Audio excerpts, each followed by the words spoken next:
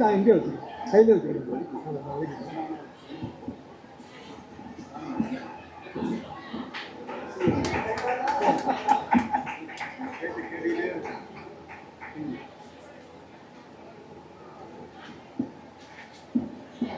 அனைவருக்கும் வணக்கம். பட்டிமன்ற பேச்சாளர் மரியாதைக்குரிய ராஜா அவர்கள் கூறியது எல்லாமே சரிதான். அது எல்லாருமே மனதில் வைக்க வேண்டிய ஒரு விஷயம்தான். சிறியோரை இகழ்தல் இளமை, நான் அதை ஒத்துக்கிறேன். இன்னைக்கு என்ன பிரச்சனைன்னா, சிறியோர் ரொம்ப சிறியோராக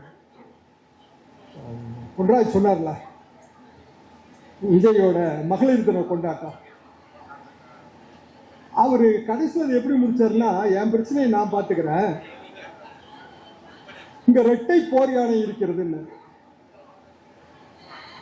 2 போர் யானை.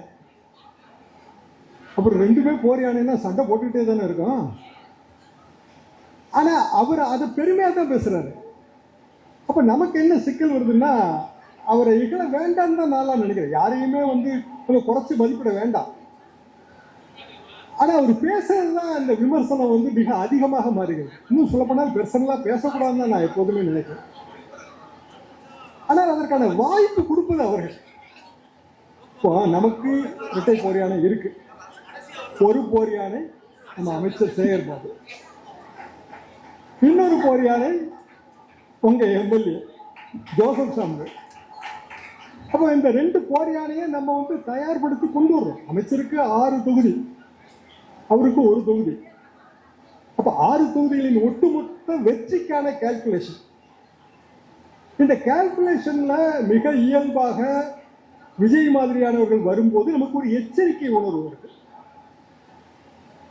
எல்லா வீட்லயும் விஜய் இருப்பாங்க. ஐயா, நாங்களும் எங்க காலத்துல எல்லா வீட்லயும் எம்ஜிஆரா இருந்தோம், எல்லா வீட்லயும் சிவாஜியா இருந்தோம். ஆனா எந்த வீட்லயும் பத்மினியா இருக்கலாம். எல்லா வீட்லயும் எம்ஜிஆரா இருந்தாங்க, சிவாஜியா இருந்தோம், எஸ்எஸ்ஆரா இருந்தோம். சொல்றா சொன்னார்ல, எம்ஜிஆர் மன்றத்துல இருந்து வந்தவர்கள்னு. அது உண்மைதான். என்ன காரணம்னா, எங்களுக்கு ஒரு திரைமொழி தேவைப்பட்டது. ஒரு 6வது வகுப்பு 7வது வகுப்பு படிக்கும் போது நமக்கு திரையில சித்தாந்தம் சொன்னா அதை உள்வாங்கிக்கிறது ஈஸி. இப்ப நீங்க அதை டிவிலயோ இல்ல ஸ்மால் ஸ்கிரீன்லயோ பாக்குறீங்க, நாங்க பிக் ஸ்கிரீன்ல பார்த்தோம். ஆனா அதுக்கு ஒரு பொலிட்டிக்கல் ஒர்க் பார்த்துருக்கோம். பொலிட்டிக்கல் ஒர்க்குங்கிறது வீடு வீடா போய் வாக்காளர் பட்டியலை சரிபார்த்தல். வாக்காளர் பட்டியலை சரிபார்த்து அதுல பிழை திருத்தம் பண்ணி கைட்டு எழுதணும், பூத் ஸ்லிப்பு. அப்படியெல்லாம் எழுதித்தான் இயக்கம் வளர்ந்தது. ஆனா விஜய் என்ன சொல்றாரு, என்னை முதல்வராக்கி விடுங்கள், நான் கிராமம் கிராமமாக வருகிறேன். கிராமம் கிராமமா போனா தான் முதலமைச்சராக முடியும். எங்க ஊருக்கு நாவலர் அண்ணா வரும்போது ஒரு வகையில ஈஸி. அதனால அங்க கைத்து கட்டு தான் போட்டு வச்சிருக்கோம். திருத்துறைப்பூண்டி பக்கம் சின்ன கிராமம். கைத்து கட்டுல அண்ணா படுத்துருவாரு. அவரோட உயரம் கொஞ்சம் குறைவு. நாவலருக்கு படுக்கவே முடியாது, கால் நீட்டிக்கிட்டே இருக்கும். இதை விட பெரிய கைத்துக்கட்டு போட முடியாதான்னு கேட்பாரு. முடியாது, ஏன்னா அவ்வளவுதான், எங்க சைஸ் அவ்வளவுதான், கைத்துக்கட்டு சைஸ். ஒரு சின்ன கிராமத்துல பேச வருவாங்க, சைக்கிள் பின்னாடி உட்காந்து போவாங்க. ஊர்ல இருக்கிற மெஸ்ல டோக்கன் மாதிரி வாங்கி கொடுத்துருவோம். மார்னிங் டிஃபன் அதுதான், மத்தியானம் சாப்பாடும் அதுதான். நைட்டு யாராவது திராவிட இயக்க தோழர்கள் அதில் சைக்கிளில் பின்னாடி உட்கார வச்சுட்டு போய் எங்கே மீட்டிங்கோ அங்கே சாப்பாடு போட்டு விட்டுருவாங்க.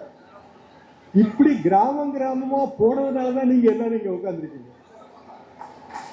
இன்னைக்கு இது பெரிய நகர்ப்புறமாக இருக்கலாங்க. நான் வரும்போதெல்லாம் பார்த்தேன், அட்டே அப்பா இது அம்பத்தூர் இப்படி இருக்க, லைட்டெல்லாம் ஜொலிக்குத. லைட்லாம் ஜொலிச்சதுக்கு யாரு காரணம்? நம்ம காரணங்க. இன்னைக்கு இவ்வளோ மின்சார விளக்கு வெளிச்சத்தில் எல்லாரும் இருக்கோன்னா நம்ம காரணம். நம்மனா நம்ம தேர்ந்தெடுத்த ஆட்சி. தேர்ந்தெடுத்த ஆட்சினா இன்றைய முதல்வர் திரு மு.க. ஸ்டாலின். அப்போ மு.க. ஸ்டாலின் அவர்களுக்கு பிறந்த நாள் நான் 5 வருஷமா வந்துட்டு இருக்கேன். இது எனக்கு 5 வருடம். நம்ம அமைச்சர் சேகர் பாபு அவர்கள் 5 வருடமா அவங்கள நிறைய பேர் நான் பார்த்துருக்கிறேன். இன்னும் பல வருடங்கள் வருவேன் தொடர்ந்து, எனக்கு அதில் சந்தேகமே கிடையாது. ஆனால் இந்த 5 வருடங்களில் திராவிட இயக்கம் வளர்ந்துருக்கானா வளர்ந்துருக்கு.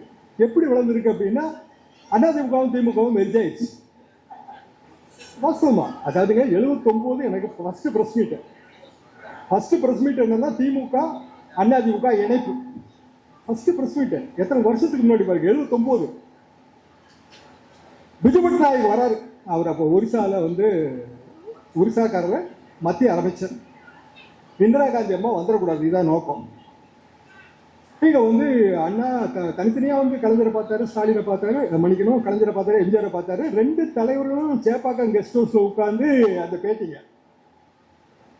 நாங்க எம்ஜிஆர் மடத்தில் இருக்கும்போது உதவி சுட்டு தான் ஓட்டு போட்டோம். அப்போ திமுக தான் எம்ஜிஆர். பொன்ராஜ் எனக்கு கொஞ்சம் ஜூனியர் செட்டு, அதனால அதிமுக பிறந்த பிறகு வந்திருப்பாரு. 72க்கு பிறகு இல்லை அந்த 80களில் ஓட்டு போட்டிருப்பீங்களா? 80, 85 போட்டிருப்பாரு. நான் அப்போ அதுக்கு முன்னாடி இருந்து ஓட்டு போட்டுக்கிட்டே இருக்கிறேன். இப்போ எங்களோட ஆர்வம் ரெண்டு இயக்கமும் இணையணுங்கிறதாங்க. நிஜமாவே சொல்கிறேன். இப்போ எதுக்கு சண்டை போடுறாங்க? வேண்டியதில்லை. தீய சக்தி திமுகன்னு சொல்றதுக்கெல்லாம் ரொம்ப மிகப்பெரிய கொழுப்புங்க.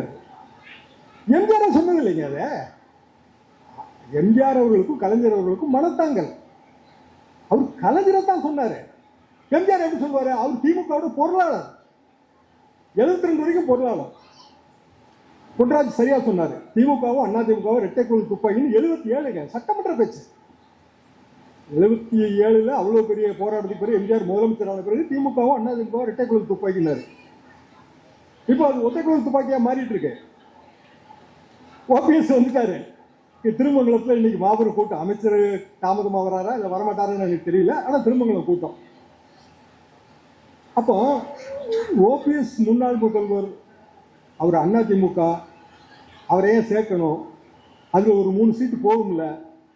போகும்போது நம்ம கட்சிக்காரன் அங்கே இருப்பாங்க, அவனுக்கு மனத்தாங்கல் வராதா? ரொம்ப நியாயமான கேள்விதான், இதை நான் மறுக்கவே இல்லை. ஆனால் நிலைமை எப்படி இருக்கு அப்படின்னா, நமக்கு ஒரு ஓட்டு முக்கியம். இல்லை உங்கள் எம்எல்ஏ ஜெயிச்ச மாதிரி 40,000 ஓட்டு வித்தியாசம் ஜெயிக்கலாம். நான் ஜெயிக்கக்கூடாதுன்னு சொல்லலை. 30,000 40,000 ஜெயிப்பாங்க. ஆனால் 5,000 ஓட்டு கீழே நமக்கு எத்தனை தொகுதி போகுது? 40 தொகுதிங்க. 1000 ஓட்டு கீழே 15 20 தொகுதி போயிடும். அப்போ எல்லா ஓட்டுகளையும் அடைக்கணும். 66 அண்ணா கூட்டம் ஒத்தக்கடை பக்கத்தில். நாங்கள் காலேஜ் ஸ்டூடெண்ட்ஸு கூட்டம் கேட்க போகிறோம். அண்ணா சொல்கிறாரு, 62 இந்த திமிங்கலத்தை பிடிப்பதற்கு நான் ஒரு வலை விரித்தேன். திமிங்கலம் காங்கிரஸ். ஆனால் வலையில் சில துவாரங்கள், திமிங்கலம் தப்பி விட்டது. 62 மீண்டும் காங்கிரஸ் ஆட்சி வந்துச்சு. இந்த முறை சரியாக வலை விரித்திருக்கிறேன், எந்த துவாரமும் கிடையாது, திமிங்கலம் தப்பாதுன்னார். அதாவது அந்த கூட்டணி ஃபார்மேஷன். அப்போ அந்த கடமை தலைவர்களுக்கு வந்துடுது. நமக்கு அதில் கொஞ்சம் மனஸ்தாபங்கள் வரும், வரலன்னு நான் சொல்லவே இல்லை. அப்போ அதை தாண்டி தான் அரசியல் இருக்கு. திட்டங்களை பற்றி பொன்ராஜ் சொல்றாரு. நான் எப்பவுமே திட்டங்களை தான் எனக்கு நம்பிக்கை அதிகம். என்ன காரணம்னா, அடுத்த தலைமுறைக்கு நிறைய செய்திகளை சொல்லிட்டு போக வேண்டியது இருக்கு. அது மாதிரி நீங்க உங்க குழந்தைகளுக்கு சில செய்திகளை சொல்ல வேண்டியது இருக்கு. ஒரு வகையில் பார்த்தா இந்த பேச்சை நான் எப்படி ஆரம்பிச்சிருக்கணும்னா, லேட்டஸ்ட் ட்ரெண்ட் படி ப்ரோஸ் அண்ட் சிஸ் அப்படின்னு ஆரம்பிச்சிருக்கணும். ஆனால் நம்ம அதுக்கு முன்னாடியே அண்ணன் தம்பி எல்லாம் சொல்லியாச்சு. இப்போ புதுசாக நீங்க இங்கிலீஷ்ல ப்ரோஸ் சிஸ் எல்லாம் சொல்ல வேண்டியதே கிடையாது. நாங்க எங்களோட ஸ்கூல் டேஸ்ல அரசியல்ல தோழர், இது ஒரு தனி வார்த்தைங்க, கம்யூனிஸ்ட் வார்த்தை. அண்ணாவே தோழர் அண்ணாதுரைன்னு அடிச்செல்லாம் நாங்கள் நோட்டீஸ் போட்டிருக்கோம். அதுக்கு பிறகு காங்கிரஸ் தலைவர் என்ன சொல்லுவாங்க, எல்லாரும் அங்கே தலைவர்கள் தான், தப்பு இல்லை. அப்போ அண்ணன் தம்பி அப்படிங்கிறதெல்லாம் இயக்கத்துக்குள்ள கொண்டு வந்தது 1950களில். இன்னைக்கு நீங்க அதை ஆங்கிலப்படுத்தி சொல்றதுனால அது புதுமையான வார்த்தையா மாறாது. ஆனாலும் சொல்றாங்க. அப்படி சொல்லும் போது நம்ம இகழ்தல் தேவைப்படுகிறது என்பது எனது கருத்து. புகழ்தல் மட்டுமே வெற்றியை தேடி தராது, அது சரிதான். இகழ்தல் தேவைப்படுகிறதா இல்லையா? தேவைப்படுகிறது. அரசியலில் இகழ்தலை நம்ம தவிர்க்க முடியாது. திட்டங்களை நம்ம மக்களுக்கு கொண்டு போய் சேர்க்கணும். ஆனால் பெரிய பெரிய திட்டங்கள், அணைக்கட்டு திட்டங்கள், இல்லை பெரிய பெரிய திட்டங்கள், அது மக்களுக்கு போய் அவங்களுக்கு பயனா மாறுறதுக்கு கொள்ளகாலம் பிடிக்கும், எக்கச்சக்க டைம் ஆகும். சில திட்டங்கள் நமக்கு உடனடியாக போய் சேருது. அந்த திட்டங்களை நம்ம நிறைவேற்றிட்டு இருக்கிறோம் இல்லையா? இப்போ 2000 ரூபாய் அடுத்த தேர்தல் பிறகு 2000 ரூபா, ஏற்கனவே 1000 ரூபாய். இன்னைக்கு விஜய் என்ன சொல்றாருன்னா 2500 ரூபாயா, 2500 ரூபா. 60 வயது வரைக்கும் 2500 ரூபாயா? 60 வயது வரைக்கும் 2500 ரூபாய்னா உண்மையிலே பணம் தேவைப்படுறதே அதுக்கு பின்னாடி. சரி, 2500 ரூபா எல்லா மாநிலம், அதாவது மாநில அரசு மத்திய அரசுல பணி செய்யாதவங்களுக்கு மற்ற எல்லாருக்கும் கொடுக்கட்டும். ஆனால் இயல்பாக இந்த மாதிரியான திட்டங்கள் யாருக்கு போய் சேரணும் அப்படின்னா, ரொம்ப ஏழை எளியவர்களுக்கு, உதவி இல்லாதவர்களுக்கு, முதியோர்களுக்கு. 500 ரூபா முதியோர் உதவி தோங்க. இப்போ மொத்தமாக 2000 ரூபா போட்டு விட்டுருக்கு. 2000 ரூபானா ஏற்கனவே கூட்டணுங்கிற கோரிக்கை இருக்கு. அந்த கோரிக்கையை நோக்கி நம்ம போறோம்.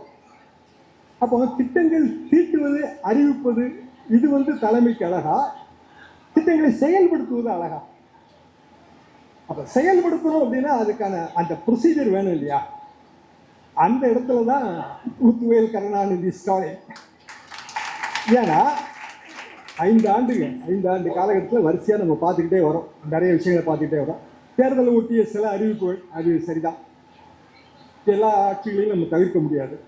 ஆனால் இந்த 5 ஆண்டுகளில் நான் அரசியல் ரீதியாக எப்படி பார்க்கிறேன்னா, சின்ன சின்ன துவாரங்கள் அடைபட்டிருக்கின்றன. அரசியல் துவாரங்கள் அது ரொம்ப முக்கியங்க.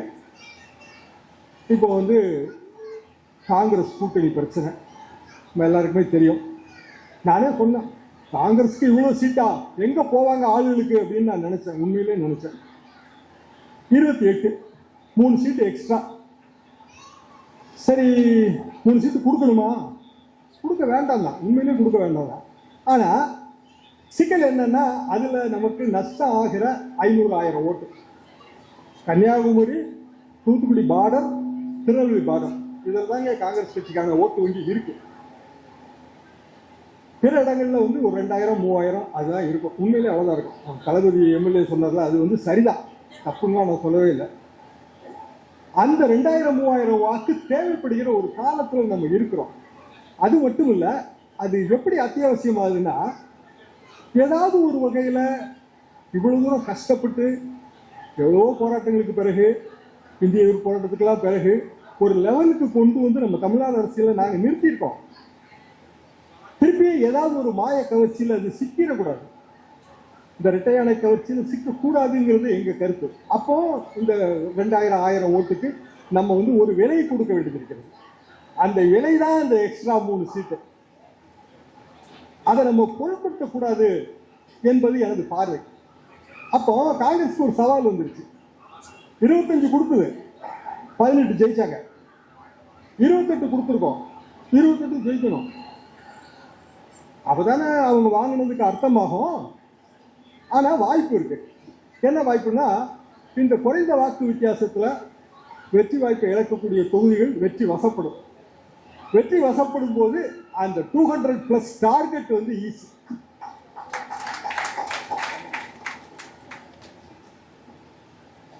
வா 200+ டார்கெட்ல நீங்க ஸ்டார்ட் பண்ணிருக்கீங்க.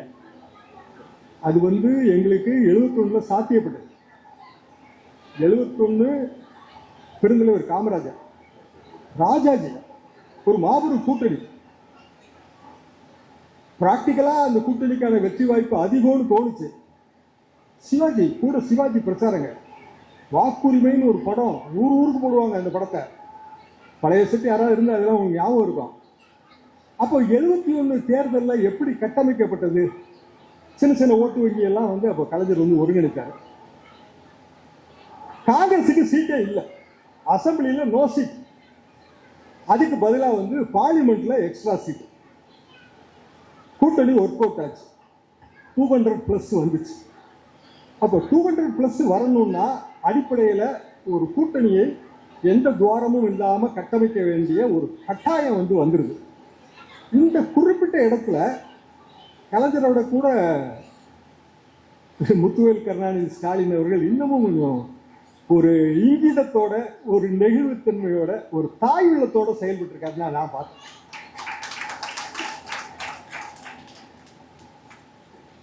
தாய் கோச்சிக்க மாட்டா. வீட்டில் பிள்ளை ஏதாவது கேட்டு தொல்லை பண்ணிட்டே இருக்குங்க, டார்ச்சர் பண்ணுங்க நம்ம பிள்ளைங்க. அடிப்பாளா தாய்? அப்பா போட்டு வெளுவெளுன்னு எடுத்துருவாரு. ஆனால் அம்மா அடிக்க மாட்டா. அடிக்காமல் அப்படியே அரவணைச்சு கொண்டு போய் ஏதோ 3 கடலை மிட்டாய்க்கு விட்டா கேட்டால் ஒரு அரை கடலை மிட்டாயாவது கொடுக்கறது, அப்படி சமாதானப்படுத்தி கொண்டு போகிறது. இது தாய் உள்ளம். இது குடும்பத்தில் பார்க்கலாம்.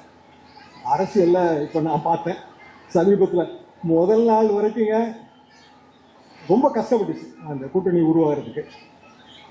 அப்புறம் காசி வந்தார், அவர் பேசினார். ஒன்றுமே இவங்க சரிப்பட்டே வரலைங்க. கிரீஷோடங்கிற அவர் ஏதோ கோவாக்காரர் தான். கோவாவில் எப்பயா ஜெயிச்சிங்கன்னு கேட்டால் எப்பவுமோ ஜெயிச்சேன்றாங்க. ஸோ கோவாலேருந்து இங்கே வந்து அவர் என்ன சொல்கிறாரு, எங்களுக்கு ஆட்சியில் பங்கு வேண்டும், அதிகாரத்தில் பங்கு வேண்டும். அது கூட கேட்டுட்டு போட்டோம். உள்ளாட்சி தேர்தலில் பங்கு வேண்டும், சரி ரைட்டு. கூட்டுறவு சங்கத்தில் பங்கு வேணும்னாரு. இப்போ கூட்டுறவு சங்கம் ஓட்டே வந்து இந்த மெம்பர்லாம் போட்டு தேர்ந்தெடுப்பாங்க, பொதுமக்கள் போடுறது கிடையாது. அது நான் எப்படிங்க பங்கு கொடுக்க முடியும்? எங்கள் ஊர் கூட்டுறவு சங்கத்தில் நான் பங்கு கொடுக்க முடியுமா? நீ டைரக்டர் ஆகணும்னா மெம்பர் ஆகணும் முதல்ல. அது கேட்டாருங்க அவரு. அதுக்கு இங்கே இருக்கவங்க ஆமாம் கூட்டுறவு சங்கத்துலேயும் பங்கு வேணும்னாங்க. எவ்வளோ இரிட்டேஷன் வரும்னு யோசிச்சு பாருங்க. வேண்டாம்ப்பா, நீங்களும் வேண்டாம், உங்கள் கூட்டணியும் வேண்டாம், அப்படித்தானே தோணும். ஆனால் அவர் அப்படி தோணலை. முத்துவேல் கருணாநிதி ஸ்டாலினுக்கு அப்படி தோணலை. சரி ரைட்டு, கொஞ்சம் கொஞ்சமாக பேசி பேசி புரிய வைப்போன்னு முதல்ல ஆட்சியில் பங்கு அதிகாரத்தில் பங்கு நோ சான்ஸ்ன்றாரு. பேசாமல் விட்டாங்க. கூட்டுறவு சங்கத்தை பற்றி டிஸ்கஷனே வரல. உள்ளாட்சி தேர்தல் அது அப்புறம் பார்க்கலாம், அது ப்ராமிஸே தெரில. விட்டா 2029 தேர்தல் அது கூட்டணியும் பேசுவாங்க போல தான் இருந்துச்சு எங்களுக்கெல்லாம், அப்படிதான் தோணுச்சு. ஆனால் கிரீஷோடங்கரோட சேர்ந்தே இங்கே இருக்கவங்களும் அப்படி சொன்னாங்க. அதில் தான் நாங்கள் கொஞ்சம் கடுப்பானோம். அதாவதுங்க ஒரு தொகுதி, அந்த தொகுதியில் விருந்தினரில் மாணிக்கதாவர் நிற்கிறாரு. உண்மையிலே நான் வந்து என்ன நினச்சேன்னா, அந்த விஜய் பிரபாகரன் தான் ஜெயிக்கிறாருன்னு தான் நான் நினச்சேன். கடைசி வரைக்கும் அவர் தான் முன்னிலையில் இருந்தார். இப்போ அங்கே கே சார் என்னாச்சு, கே சார் என்னாச்சு எங்கள் பழைய செட்டுங்க. அவர் வந்து ஒரு கடினமான தேர்தல் பணிகளில் கைதேர்ந்தவர். அவரை அடிச்செறிஞ்சார், இவர் வந்தார். இதான் உண்மை. ஆனால் மாணிக்கதாவூர் சொந்த செல்வாக்கில் ஜெயிச்ச மாதிரியே தான் அவர் பேசினார். முழுக்க முழுக்க அவர் தான் பேசினார்.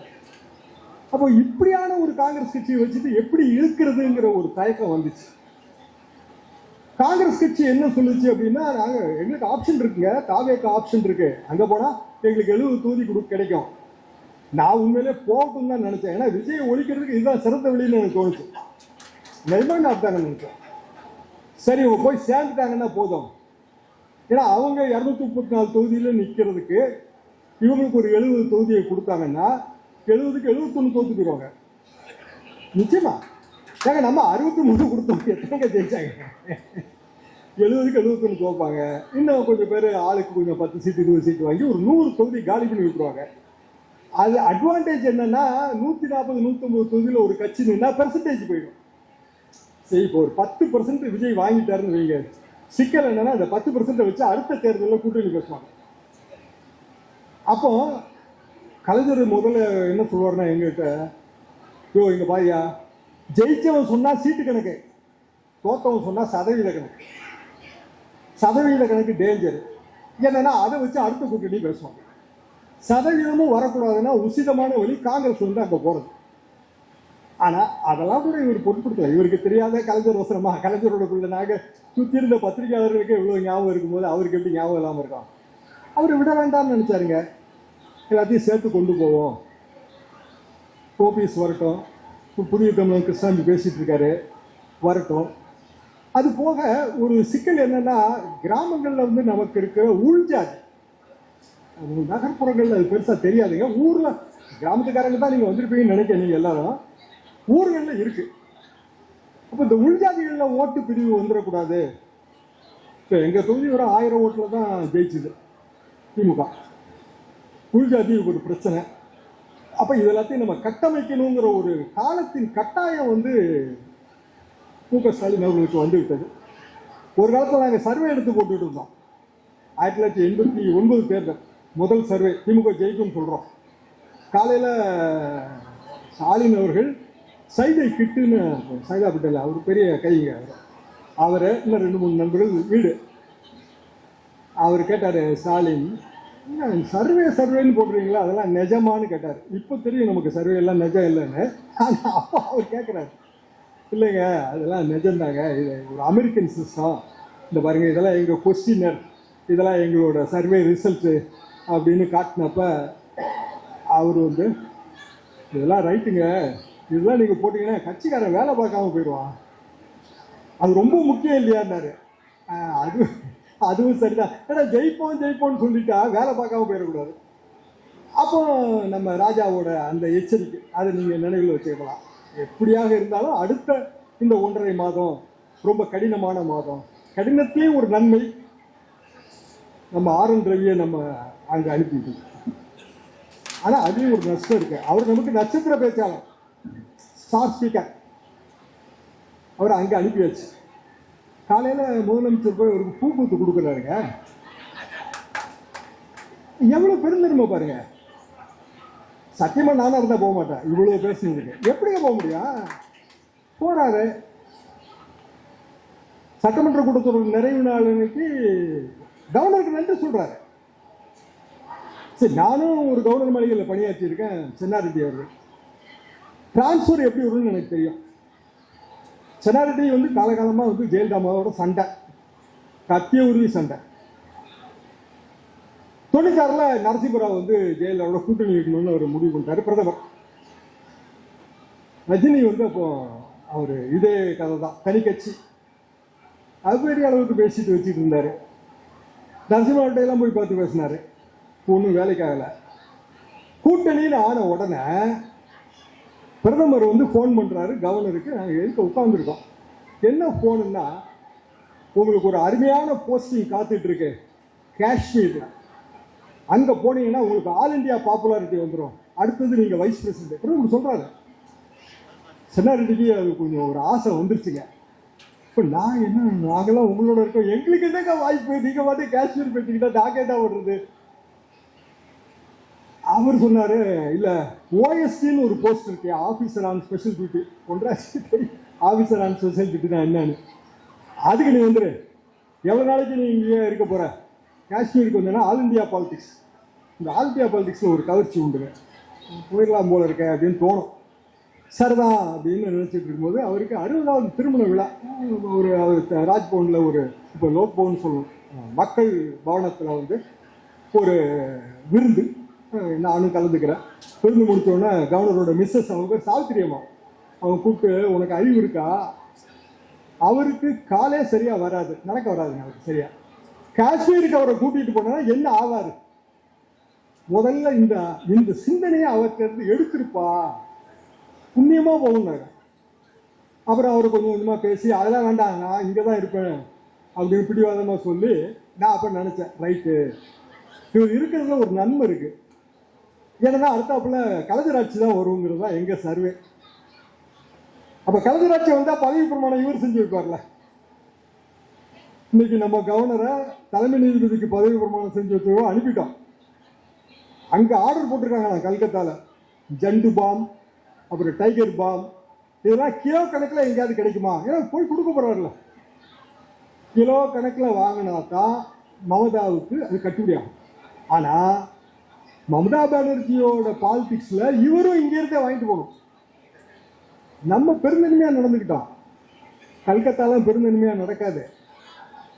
இப்போ இவர் அங்க போய் என்ன பாடுபட போறாருன்னு நான் பார்த்துக்கிட்டே இருக்கேன். ரொம்ப கஷ்டப்படுவார். நாகாலத்துல இருந்து அனுப்பும் போதும் அங்க இருக்கிற ஃப்ரெண்ட்ஸ் சொன்னாங்க, இவர் ரொம்ப தேராதுங்க, நாங்கெல்லாம் பிரிவு சார் அவ்வளவுக்கு போகலைங்க, நாங்க இங்க நடத்தவே இல்லை, அதனால அந்த பிரச்சனையும் இல்லை. அப்போ இவரை அங்க அனுப்புறோம். ஆனால் டிரான்ஸ்ஃபருக்கு பின்னாடி நோக்கம் இருக்கு. ஏன்னா நான் அதை சென்னாரெட்டி காலத்தில் பார்த்தேன். ஜெயலலிதாவோட கூட்டணி அப்படிங்கும்போது சென்னாரெட்டியை கழுத்து அனுப்பணும்னு நினைச்சாங்க. இப்போ மம்தாவுக்கு ட்ரபிள் கொடுக்கணும்னு நினைக்கும் போது இவரை அனுப்புறாங்க. இப்போ இதில் ப்ராக்டிக்கலாக வச்சு பாருங்க, அங்கேருந்து தான் ஒருத்தரை வந்து டெம்பரரி இன்சார்ஜாக இங்கே போடுறாங்களே. அப்போ வித்யாசாகர் ராவ் டெம்பரரியாக வந்து இங்கே என்ன பண்ணாரு, ராஜ்பவனில் அவர் பஞ்சாயத்து பண்ணாரு, ஓபிசியும் இபிசியும் கை பிடிச்சி கோர்த்து விட்டாரு. ஒரு கை இப்போ நம்மகிட்ட வந்துருச்சு. அப்போ கவர்னர் காலங்காலமாக செய்கிறது தான். ஆனால் ஆர்.என். ரவி வந்து அவரோட சேவை என்னன்னா, சனாதனங்கிற வார்த்தைக்கு என்ன உண்மையான அர்த்தம், ஏன் நம்ம எதிர்க்கணுங்கிறத சொல்லி கொடுத்தாரு. தமிழ்நாடு பேர தமிழகம்னு மாத்துங்க, அதான் உங்களுக்கு நல்லதுன்றாரு. இவர் யாருக்கு அது சொல்றதுக்கு? இன்னைக்கு பேராசிரியரோட நினைவு நாள் மே 7. ரத்தக்கு நீர் வச்சிருப்பாங்க அவர் இருந்திருந்தாருன்னா. ஏன்னா தமிழ்நாடுன்னு பேர் வைக்கிறதுக்கு எவ்வளோ பாடுபட்டு சங்கரலிங்கனார் காலத்தில் உண்ணாவிரதம் இருந்த ஒரு உயிர் நீத்து, அதுக்கு பிறகு எவ்வளோ கஷ்டங்களுக்கு பிறகு தமிழ்நாடுன்னு பேர் வச்சிருக்கோம். நீ பாட்டுக்கு எங்கேயோ பீகார்லேருந்து வந்துட்டு தமிழகம்னு வச்சுக்கோங்க, பரவாயில்ல, அதான் நல்லது அப்படின்னு சொன்னா என்ன அர்த்தம்? நம்மகிட்ட சம்பளம் வாங்கிட்டு நமக்கே எதிராக பேசுறாரு. ஒரு நஷ்டம் எங்களுக்கு என்னன்னா, ஆரண்ட் ரவி ஏதாவது அப்பப்போ சொல்லுவாரு, அப்பப்போ அவரை திட்டிட்டு இருக்கான். அந்த வாய்ப்பு இப்ப இல்லை. ரைட்டு, போயிட்டாரு. நாளைக்கு போறாரா, நாளை கழிச்சு கிளம்பி போறாரான்னு தெரியல. பீகார் அவர் பேரை சொல்லித்தாங்க நீங்க முதலமைச்சர் நிதிஷ்குமார் சொல்லித்தான் 87 88 ஜெயிச்சாங்க பிஜேபி. 3 சீட்டு தாங்க ஜேடியு கம்மி. பிஜேபி ரொம்ப பெரிய கட்சிங்க, ஏகப்பட்ட எம்எல்ஏ வச்சிருந்தாங்க. நாங்கள் நிதிஷ்குமாருக்கு விட்டு கொடுத்தோன்றாங்க. 3 சீட்டு கம்மி. மோசப்படாமல் நிதிஷ்குமாரை 3-4 மாசத்துல கழட்டி அனுப்பியாச்சு. அந்த செய்தி கேள்விப்பட்டதுலேருந்து எடப்பாடி பழனிசாமி அவர்களுக்கு பயங்கர காய்ச்சல், உடல் நோவு. என்ன காரணம்னா, இவர் எதிர்கட்சி தலைவர் ஆகும் போது கூட இவங்க போட்டிக்கு வருவாங்க. பிஜேபியை பூர்த்திக்க மறுக்கிறாங்க. டெல்லி பாலிடிக்ஸ்ல பிஜேபி என்னெல்லாம் பண்ணிச்சுங்கிறது எல்லாருக்குமே தெரியும். இப்படிதான் அவங்க பண்ணுவாங்க. அப்ப இதையெல்லாம் நம்ம முறையிலேயே கிண்டி எறிய வேண்டிய வரலாற்று கடமை நமக்கு இருக்கு. அந்த வரலாற்று கடமையை செய்கிற பணி முத்துவேல் கருணாநிதி ஸ்டாலினுக்கு இருக்கு. அவருக்கு துணை நிற்க வேண்டிய பொறுப்பு உங்க எல்லாருக்கும் இருக்கு. மீண்டும் அடுத்த 14 நாள் சந்திக்கிறேன். நன்றி.